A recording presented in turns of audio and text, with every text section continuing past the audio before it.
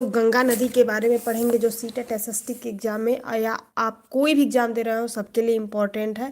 तो देखिए क्वेश्चन है, गंगा नदी उदाहरण है पूर्ववर्ती अपवाह का, अनुवर्ती उपवाह का, अकरमवर्ती अपवाह का कि परवर्ती उपवाह का। तो याद रख कर लीजिए, गंगा नदी उदाहरण है पूर्ववर्ती अपवाह का। किसका उदाहरण है गंगा नदी? पूर्ववर्ती उपवाह का। अब अगले क्वेश्चन पे चलिए।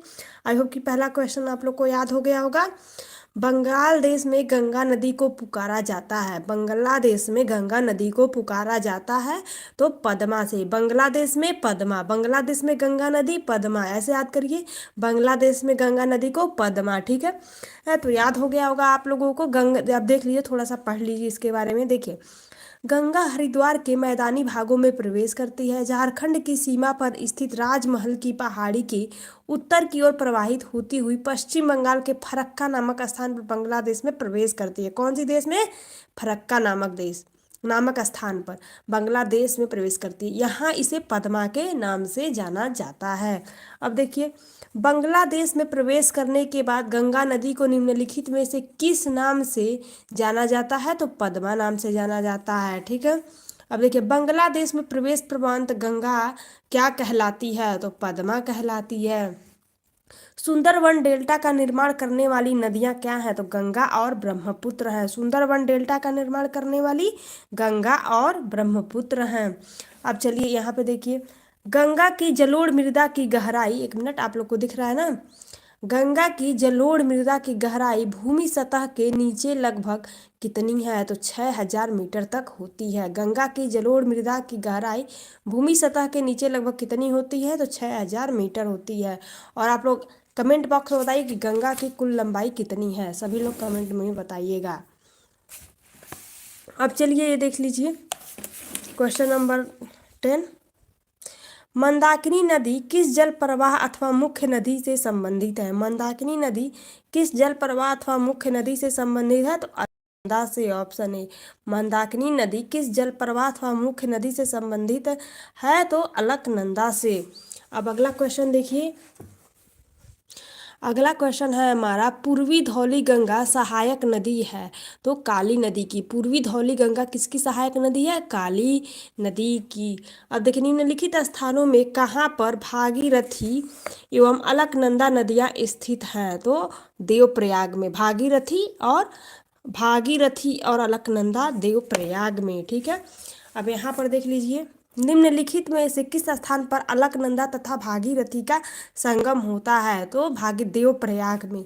आप लोग को मैं इसका एक ट्रिक बता देती हूँ याद करने के लिए। एक मिनट आप लोग ऐसे ही रुकिएगा, अभी सबका मैं एक अच्छा सा ट्रिक बता देती हूँ। मैं अपने कॉपी में नोट्स पे लिखी हूँ, एक मिनट उसको ढूंढ ली, फिर आप लोग को मैं बता देती हूँ ताकि आप लोगों को याद हो जाएगा। इधर है,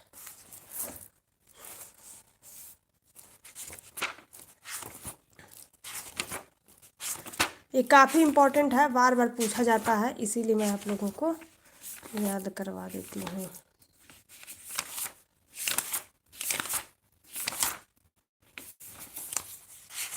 लिखी हूँ,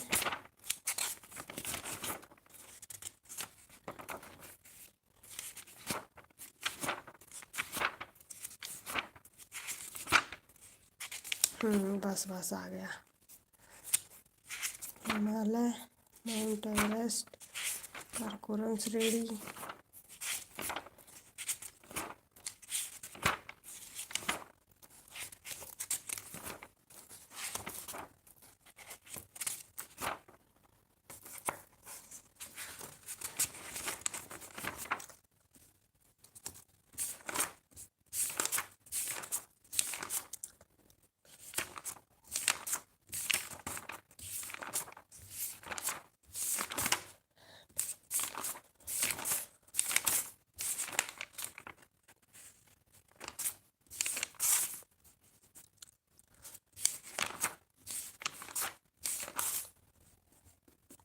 ये भारत की प्रमुख घाटियाँ हैं।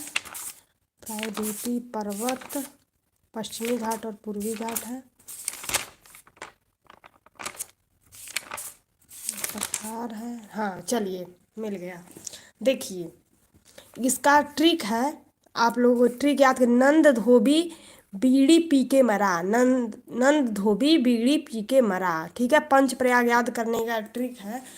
नंद धोबी बीड़ी पी के मरा, तो नंद से देख लीजिए, नंद धोबी, नंद धोबी, नंद धोबी। ठीक है, नंद धोबी बीड़ी पी के मरा।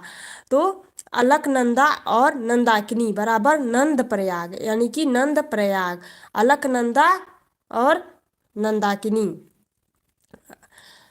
अलकनंदा, और सब देखिए सब में अलकनंदा रहेगा। ठीक है, सब में अलकनंदा, सब में रहेगा। तो अलकनंदा और नंदाकिनी बराबर नंद प्रयाग। अब धोबी से हो जाएगा अलकनंदा, तो सब में रहेगा, धोबी से धोली घाट। अब ब से विष्णु प्रयाग। ठीक है, अब बीड़ी पी के मरा, तो ब से अलकनंदा तो सब में रहेगा, अलकनंदा। अब ब से भागीरथी और डी से देव प्रयाग, फिर अलकनंदा इसमें रहे, अलकनंदा और पी के प से पिंडार नदी, के से कर्ण प्रयाग। ठीक है, और मरा, मरा से म से अलकनंदा तो रहेगा, म से मंदाकिनी और र से रुद्र प्रयाग। तो याद कर लीजिए, आप लोग लिख लीजिए, नंद धोबी बीड़ी पी के मरा।